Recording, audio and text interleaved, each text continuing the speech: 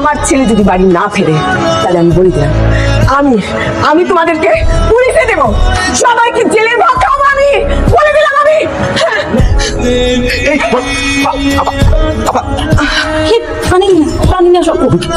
কি হলো?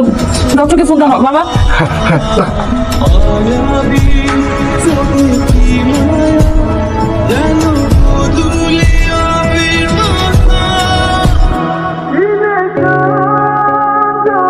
এখন কেমন লাগছে আপনার? ভালো। সালমান কোথায়? আন্টি ওর নাম্বারটা এখনো বন্ধ, আর বাড়িতেও ফেরত আসেনি এখনো। আমার কি হয়েছিল? আন্টি আপনার কিচ্ছু হয়নি, ডক্টর বলেছে আপনি অনেক স্ট্রেস নিচ্ছিলেন।